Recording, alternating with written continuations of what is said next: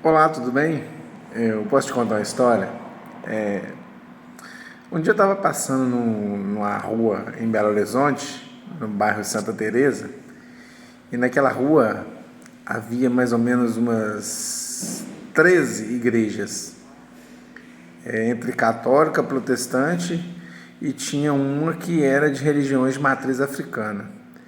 E eu achei engraçado porque teve uma das igrejas que tinha um nome muito interessante, que era Jesus era a resposta, né? E eu fiquei pensando naquela época, como eu sou formado em português, né, e sou especialista em redação, eu fiquei me perguntando, né, se Jesus era a resposta, qual era a pergunta? Então, eu comecei a pensar, porque eu estava dando aula no pré-vestibular em Belo Horizonte, até um pouco famoso, e eu comecei a pensar, e fiquei pensando assim, puxa vida, quantas respostas a gente não coleciona ao longo das nossas vidas para responder perguntas que nós nem sabemos quais são, né? E eu vejo que muitas vezes a gente lê um livro, estuda um texto, uma poesia, um vídeo, né? Hoje está muito em voga os vídeos no YouTube. Eu comecei a perceber quanto que a gente é acumulador. A gente acumula com respostas, respostas, respostas, mas nós não sabemos qual é a pergunta. E muitas vezes a gente não sabe qual que é a pergunta porque essa pergunta dá diretamente naquilo que nós somos. Nós vivemos numa sociedade com 7 bilhões de habitantes.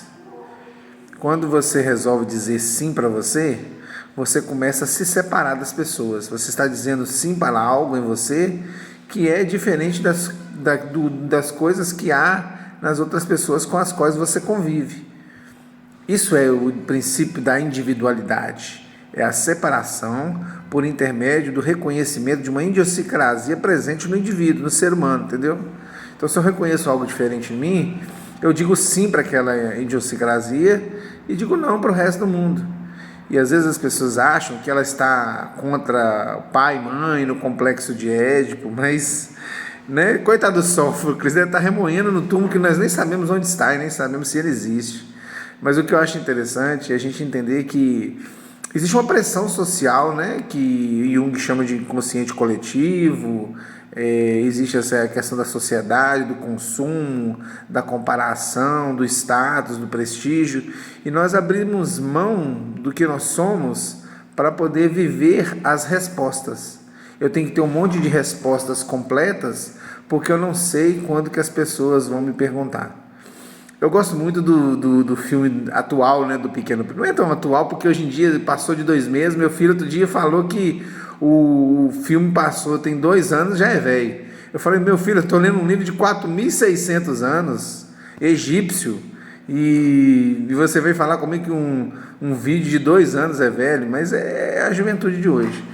Mas eu gosto muito do último filme do Pequeno Príncipe, porque tem uma passagem que é uma menina, e essa menina é muito inteligente, né, porque ela supre a carência afetiva tanto da ausência do pai quanto da mãe, sublimando essa solidão por intermédio dos estudos. Ela fica o dia inteiro estudando. E a mãe planejou a vida dela todinha para ela entrar numa escola muito famosa. E aí, na hora que ela foi fazer uma entrevista para a escola, a mãe dela perguntou, porque a mãe dela é muito burocrática, hierarquizada, sabe que a escola é muito importante. Aí ela achou que a escola ia perguntar o que a filha dela tinha para contribuir para a escola. O que você é importante? Aí ela começa a frase assim, eu sou sim, para a escola tal, eu sou importante tal, e ela tem um texto gravado. Só que na hora que ela chega na entrevista, eles leem o currículo dela, fala que ela fez uma monografia sobre o zero e tal. E por fim eles fazem a grande pergunta, né?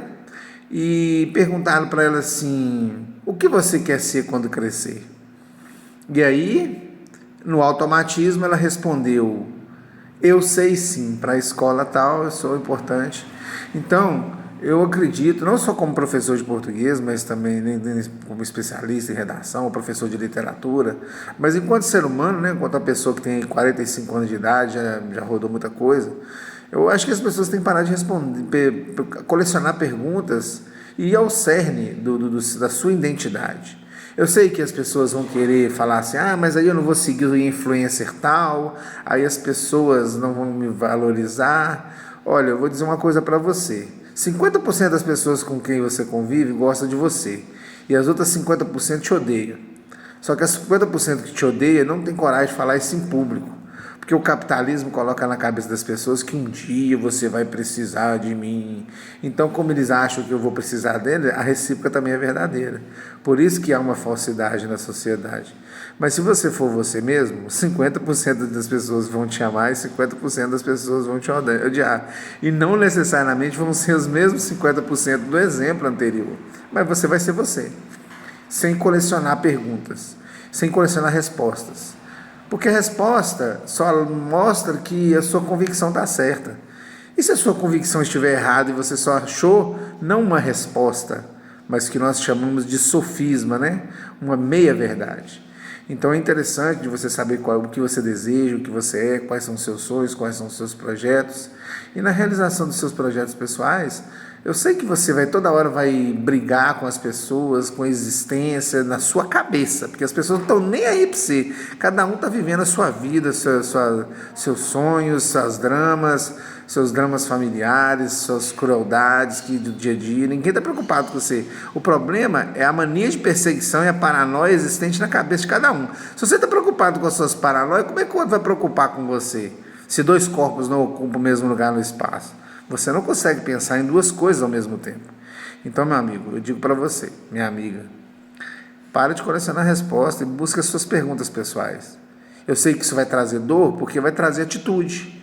Você não vai mais precisar de tapinha nas costas, você vai precisar de resolutividade, proatividade, assertividade, autorresponsabilização e coragem. Porque a palavra coragem significa agir com o coração. Tá bom? Então que você haja com o coração. Apesar dos 7 bilhões de pessoas que você está dizendo não e está dizendo sim para você. Porque muitas vezes na vida, só você está certo e o resto está tudo errado. Tá bom? Vamos ficar por aqui? Um abraço.